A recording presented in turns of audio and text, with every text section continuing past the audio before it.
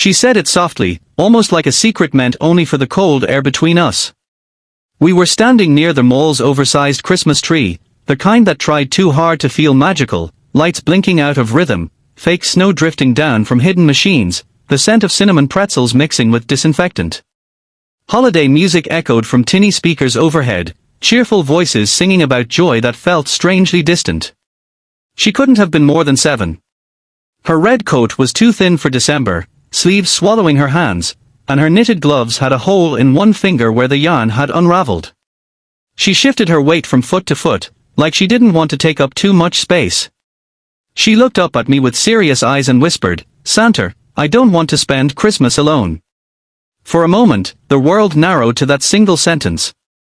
I was dressed as Santa for a seasonal charity gig, fake beard itching against my chin, boots 2 sizes too big, belly padded to look round and jolly. I'd said the same lines all day, "Ho ho ho, what would you like, have you been good this year?" My laugh came on command, practiced in the mirror that morning. But her words knocked the air right out of my chest, slipping past the costume and landing somewhere raw. I knelt so we were eye to eye, the plastic bells on my suit jingling awkwardly as I moved. Up close, I noticed the faint shadow under her eyes, the way she held her breath like she was bracing for disappointment. "Santa has already noted it," I replied, forcing warmth into my voice, tapping the side of my nose like I was in on a grand secret. It was the kind of line kids usually loved. She studied my face carefully, searching for cracks, for signs that I was just another adult saying something nice without meaning it. "Really?" she asked. "Because last year he didn't." That single sentence did more damage than the first. Before I could find the right words, before I could even decide whether honesty or comfort mattered more, a volunteer in a green apron cleared her throat behind me and called my name. The line was backing up. Parents were shifting impatiently, phones already raised for photos. Time was up. The girl nodded politely, like someone who had learned early not to expect too much, and slipped back into the crowd without another word. No tantrum. No tears. Just quiet acceptance. I watched her disappear between coats and shopping bags, swallowed by the noise and movement of people who all seemed to have somewhere to go. For the rest of my shift, I went through the motions. I laughed when I was supposed to laugh. I posed for photos. I handed out candy canes and told children to listen to their parents. But my mind kept drifting back to those serious eyes and that simple wish. I wondered where she was going when she left them all. I wondered who she was going with, if anyone. That night, long after the beard came off and the suit was folded into a plastic bin, I sat alone in my small apartment, staring at the blinking lights on my own modest tree. I told myself it was just part of the job. You weren't supposed to carry every story home with you. If you did, you'd never survive working charity events, shelters, hospitals. Still, the words followed me like a quiet echo, "I don't want to spend Christmas alone." I tried distracting myself with television, with leftovers, with scrolling aimlessly on my phone. Nothing worked. Somewhere around midnight, I caught my reflection in the dark window, just a man in sweatpants, no magic, no answers, and felt a strange mix of guilt and responsibility settle in my chest. I'd told her Santa noted it. What did that even mean if nothing changed? The next day, I found myself driving back to the mall, even though my shift didn't start for hours. I told myself I was just curious, that maybe I'd see her again. I didn't. But I did see the same volunteers, the same charity booth with its posters about spreading holiday cheer. One of the women recognized me and waved. "Big hit yesterday," she said.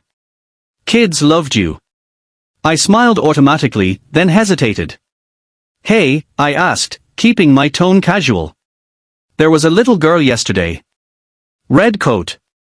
Quiet. Do you know her?" The woman's smile softened. "Lily," she said after a moment. "Yeah. Sweet kid. Is she, with family?" I asked, hating how carefully I had to phrase it. The woman sighed. "Not really. She's staying at the community center a few blocks away. Temporary arrangement. They bring the kids here sometimes so they can feel normal." Normal. The word felt heavy. I thanked her and walked away before she could ask more questions. The community center wasn't far. I knew it, I'd volunteered there years ago, back when my own life had felt less complicated. I sat in my car for a long time, hands on the steering wheel, arguing silently with myself. This wasn't my responsibility. I didn't know her. I couldn't fix everything. People spent their entire lives trying to help and still came up short. But the image of Lily's calm, resigned nod wouldn't leave me alone. Over the next few days, I found excuses to be near the center. I dropped off donations I'd forgotten to bring earlier. I chatted with staff under the pretense of future volunteering. Eventually, I learned more than I expected. Lily's mother had passed away 2 years earlier after a long illness.